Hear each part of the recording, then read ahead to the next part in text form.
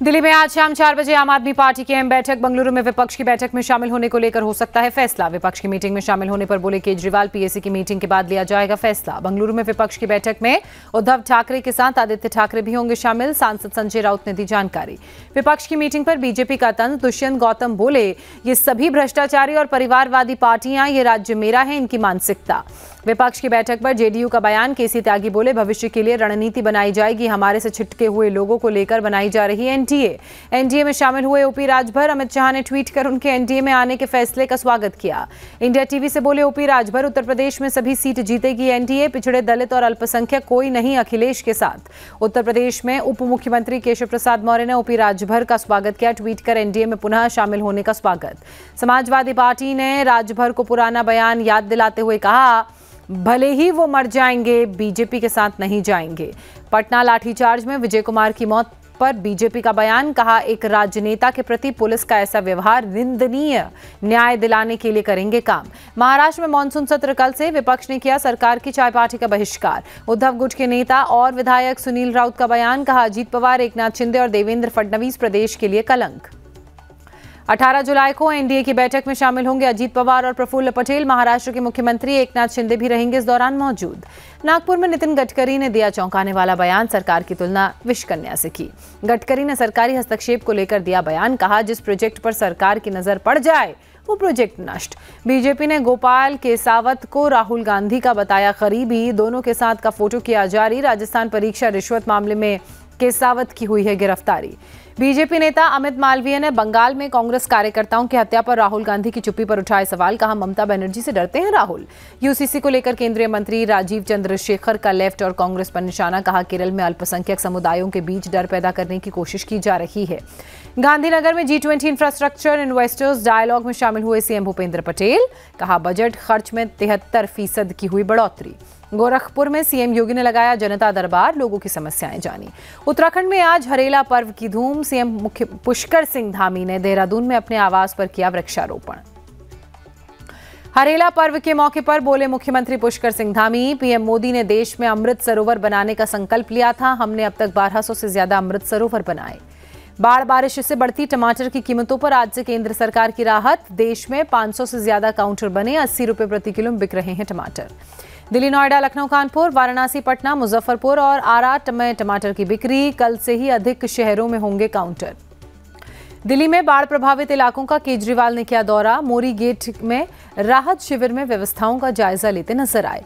Barrage के maintenance पर केजरीवाल का जवाब, मेंटेनेंस का पैसा एनटीपीसी को देना होता है, एनटीपीसी ने पैसा नहीं दिया, ये हमें नहीं पता। दिल्ली के लोहा पुल इलाके में देखा गया अजगर। यमुना के पानी में बढ़ाई लोगों की मुश्किलें। दिल्ली के पुराना लोहा पुल इलाके में अभी भी बाढ़ जैसे हालात। जलभराव से लोगों को हो रही भारी दिक्कत। दिल्ली की मंत्री आतिशी ने पुराना लोहा पुल इलाके में राहत शिविर का दौरा किया। लोगों को पहुंचाई जा रही मदद का जायजा लिया। दिल्ली के मंत्री सौरभ भारद्वाज का विरोध। मयूर विहार इलाके में राहत शिविर का जायजा लेने पहुंचे थे भारद्वाज। दिल्ली में बाढ़ पीड़ित लोगों ने जमकर नारेबाजी की। चोर चोर के लगाए नारे। दिल्ली के लाल किला इलाके में बाढ़ जैसे हालात। ड्रोन से ली गई तस्वीरों में दिख रहा पानी ही पानी। दिल्ली के कश्मीरी गेट इलाके में भारी जलभराव। सड़कों पर पानी में डूबे नजर आए वाहन। दिल्ली की आईटीओ, राजघाट, लाल किले, दरियागंज और आईएसबीटी में भरा बारिश का पानी। पहले से ही इन इलाकों में भरा था यमुना का पानी। दिल्ली के मजनू का टीला से कश्मीरी गेट तक की सड़क की स्थिति में हो रहा सुधार। यमुना का जलस्तर कम होने से ठीक हो रहे हैं हालात। दिल्ली के आईटीओ बैराज पर गेट खोलने का काम जारी। गेट से निकाला जा सकेगा इलाके में भरा हुआ पानी। दिल्ली में आईटीओ यमुना बैराज पर गेट खोलने में नेवी भी जुटा। नेवी के गोताखोरों की टीमों ने मोर्चा संभाला। हरियाणा के सीएम मनोहर लाल खट्टर ने आईटीओ बैराज के गेट नहीं खोलने पर बनाई फैक्ट फाइंडिंग कमेटी। 48 घंटे में सभी पहलुओं पर जांच के आदेश। पीएम मोदी ने विदेश दौरे से लौटने के बाद की एलजी सक्सेना से बात। दिल्ली में बाढ़ के हालात और राहत के उपायों की जानकारी ली। दिल्ली की राजस्व मंत्री आतिशी मार्लिना का बड़ा आरोप। कहा, बीजेपी शासित राज्य होने के कारण हरियाणा और उत्तर प्रदेश में नहीं छोड़ा गया पानी। दिल्ली का चंद्रावाल वाटर ट्रीटमेंट प्लांट भी हुआ ठीक। मुख्यमंत्री केजरीवाल ने ट्वीट कर दी जानकारी। यमुना बैंक मेट्रो स्टेशन से भी यात्रियों की आवाजाही शुरू की गई। जल जमाव के कारण बंद था मेट्रो स्टेशन।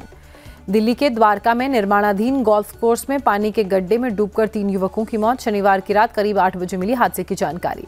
वाराणसी में गंगा नदी में जबरदस्त तूफान, घाटों के किनारे मंदिर और सीढ़ियों पर भरा पानी। आगरा में लगातार बढ़ रहा यमुना नदी का जलस्तर, प्रशासन अलर्ट। 2 दिन से आगरा में उफान पर है यमुना का पानी शमशान घाट तक पहुंचा। प्रयागराज में गंगा नदी के जलस्तर में बढ़ोतरी, निचले इलाकों में पानी भरने का खतरा बढ़ा। हरिद्वार के लश्कर में बाढ़ जैसे हालात पैदा हुए। आबादी वाले क्षेत्र में पानी में मगरमच्छ नजर आया, दहशत में लोग। उत्तर प्रदेश के हापुड़ के गढ़मुक्तेश्वर क्षेत्र में गंगा नदी का पानी का स्तर बढ़ा, निचले इलाकों में भरा पानी। नोएडा के कई इलाकों में जल भराव। सेक्टर 135 इलाके में चारों तरफ दिख रहा भारी पानी। गाजियाबाद में लोनी के पास यमुना के टूटे पुश्ते को किया गया ठीक। ट्रॉनिका सिटी इलाके के लोगों ने ली राहत की सांस। उत्तराखंड में पिथौरागढ़ के बलुवाकोट धारचूला रोड पर 200 मीटर सड़क ढही, ट्रैफिक हुआ प्रभावित। हिमाचल प्रदेश के धर्मशाला में सुबह से बारिश, फिर हालात बिगड़ने की आशंका। हिमाचल प्रदेश के 10 जिलों में भारी बारिश का ऑरेंज अलर्ट। लोगों को नदी नालों से दूर रहने की सलाह दी गई, एडवाइजरी जारी की गई। हिमाचल के मुख्यमंत्री सुखविंदर सिंह सुक्खू ने केंद्र से मदद की अपील की और साथ ही मदद न मिलने का आरोप लगाया। कहा 8,000 करोड़ से ज्यादा का हुआ है नुकसान। पूर्व सीएम जयराम ठाकुर ने सीएम सुक्खू को दिया जवाब। कहा केंद्र से जो 380 करोड़ की मदद मिली है उसे तुरंत राहत में लगाना चाहिए। मनाली में टूटी सड़कों को ठीक करने का काम जारी। बाढ़ और लैंडस्लाइड से कई सड़कें ध्वस्त हुई। कुल्लू में बारिश और बाढ़ में मारे गए 24 लोगों के शव बरामद। व्यास नदी में मिले 16 शव। श्रीखंड यात्रा के रास्ते मिले 8 लोगों के शव। नदियों का जलस्तर कम होने पर शव मिलने की आशंका। जम्मू कश्मीर के पुंछ में बारिश के बाद बिगड़े हालात। मेंढर बाजार में दिखा पानी ही पानी। मध्य प्रदेश के छतरपुर में भारी बारिश, प्रसिद्ध जटाशंकर मंदिर पानी में डूबा। पंजाब के संगरूर में घग्गर नदी का तटबंध टूटा। पानी की धारा से नेशनल हाईवे 52 को नुकसान पहुंचा। नेशनल हाईवे 52 पर रोकी गई आवाजाही। पंजाब के कई अहम इलाकों को दिल्ली से जोड़ता है हाईवे। पंजाब के मानसा में घग्गर नदी पर बना चांदपुरा बांध टूटा। कई गांवों में पानी भरने लगा। प्रशासन ने गांव के लोगों को निकलवाना शुरू किया। तलवंडी के कई गांवों में भी पानी भरने का खतरा। नवी मुंबई के गाड़ेश्वर बांध में डूब रहे 2 लोगों को पुलिस ने बचाया। पानी की तेज धारा में फंस गए थे दोनों। मुंबई में बांद्रा के बैंडस्टैंड में लहरों के साथ सेल्फी ले रहे पति पत्नी डूबे। पति को बचाया, पत्नी की मौत। मेरठ के भावनपुर में बड़ा हादसा, बिजली का करंट लगने से 6 कांवड़ियों की मौत हो गई। हरिद्वार में 20 फीट से ज्यादा ऊंची कांवड़ लेकर लौट रहे थे कांवड़िए। ऊंची कांवड़ होने की वजह से हाई टेंशन वायर की चपेट में आए। 20 और कांवड़िए झुलसे हुए हैं, ऐसी जानकारी मिली। घायल अवस्था में अस्पताल ले जाया गया। जलाभिषेक से लौटते वक्त बिजली के तार से टकरा गया था डीजे। हादसे के बाद प्रशासन पर भड़का लोगों का गुस्सा। लोगों का आरोप, मौके पर देर से पहुंची एम्बुलेंस। मेरठ हादसे पर अखिलेश यादव ने दुख जताते हुए कहा सरकार के कुप्रबंध की वजह से हुआ हादसा। मृतकों के परिवार वालों को सरकारी नौकरी और 1 करोड़ के मुआवजे की मांग। भारतीय अमेरिकी समुदाय के लोग सैन फ्रांसिस्को में भारतीय वाणिज्य दूतावास के बाहर जमा हुए। भारत के प्रति समर्थन जताया। लोगों ने तिरंगा लहराकर एकजुटता का संदेश दिया। हाल के दिनों में खालिस्तान समर्थकों के भारतीय वाणिज्य दूतावास में आगजनी की कोशिशों का विरोध। 43 जवानों वाली भारतीय सेना की टुकड़ी मंगोलिया के लिए रवाना। संयुक्त सैन्य अभ्यास नोमैडिक एलिफेंट 23 में लेगी हिस्सा। यूएई दौरे से लौटकर पीएम मोदी ने किया ट्वीट, दुनिया की भलाई के लिए भारत और यूएई मिलकर काम करते रहेंगे, कहा। राष्ट्रपति शेख मोहम्मद बिन जायद अल नहायान के साथ पीएम मोदी की मीटिंग, कई द्विपक्षीय मुद्दों पर चर्चा। बुर्ज खलीफा पर तिरंगा और पीएम मोदी की तस्वीर, लिखा welcome honourable prime minister Narendra Modi. RBI और यूएई के सेंट्रल बैंक ने 2 मेमोरेंडम ऑफ अंडरस्टैंडिंग पर हस्ताक्षर किए। स्थानीय मुद्राओं में लेन देन की बनी सहमति। लोकल करेंसी में बिजनेस की सहमति पर बोले पीएम मोदी, ये हमारे मजबूत आर्थिक सहयोग और विश्वास को दर्शाता है। भारत और अबुधाबी के शिक्षा विभाग के बीच करार, अबुधाबी में खुलेगा आईआईटी दिल्ली का कैंपस। थाईलैंड में बोले विदेश मंत्री डॉक्टर एस जयशंकर, ये भारत का सौभाग्य है कि नरेंद्र मोदी पीएम है। इतना ईमानदार और विजनरी व्यक्ति जीवन में एक बार ही मिलता है। पेरिस में पीएम मोदी की यात्रा के दौरान दिखी भारतीयता की धूम। भोज के दौरान 2 बार बजाया गया जय हो गाना। जयराम रमेश ने मणिपुर को लेकर पीएम मोदी पर निशाना साधते हुए हमला बोला। पीएम ने पेरिस से दिल्ली के बाढ़ की जानकारी ली, लेकिन मणिपुर के बारे में चिंता भी नहीं जताई, कहा। असम में एआईयूडीएफ का बीजेपी पर आरोप। विधायक अमीनुल इस्लाम बोले समुदायों को जाति धर्म के नाम पर बांटना बीजेपी की रणनीति। दिल्ली के साउथ एक्स इलाके में लिफ्ट में फंसे 10 लोग। दिल्ली फायर ब्रिगेड ने सभी को सुरक्षित निकाला। नोएडा के सेक्टर 144 में एक्सप्रेसवे पर एक वाहन में आग लगी। काफी मशक्कत के बाद आग बुझाई गई।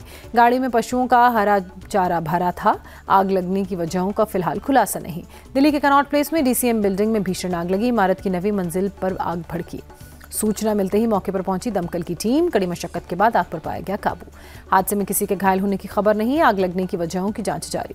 बरेली में एक युवक को 3 अज्ञात बदमाशों ने गोली मारी। युवक को अस्पताल पहुंचाया गया। डॉक्टर्स ने मृत घोषित किया। पुलिस ने एक आरोपी को मौके से गिरफ्तार किया। 2 आरोपियों की पहचान हुई। जल्द गिरफ्तारी का दावा। हैदराबाद में रॉबरी गैंग का पर्दाफाश। एटीएम से पैसे निकाल रहे शख्स से लूट का वीडियो आया सामने। सीसीटीवी वीडियो सामने आने पर पुलिस ने कार्रवाई की बात कही। 4 लुटेरों को गिरफ्तार भी किया। नोएडा में फर्जी मार्कशीट बनाने वाली गैंग का खुलासा। सेक्टर 63 में 3 आरोपियों को पुलिस ने गिरफ्तार किया। आगरा में 3 तलाक का चौंकाने वाला मामला। निकाह के 2 घंटे बाद ही दूल्हे ने दुल्हन को दिया 3 तलाक। निकाह के तुरंत बाद दहेज में मांगी कार नहीं मिलने पर दूल्हा आसिफ दुल्हन पर गुस्सा हुआ। 3 तलाक उसने बोला। पत्नी को दिया तलाक। पुलिस ने दर्ज किया केस। पूर्व पीएम अटल बिहारी वाजपेयी पर बन रही फिल्म मैं अटल हूं की शूटिंग हुई पूरी। पंकज त्रिपाठी ने शेयर किया वीडियो। पंकज त्रिपाठी ने आखिरी सीन की शूटिंग का वीडियो शेयर किया। 45 दिन में पूरी हुई है फिल्म की शूटिंग।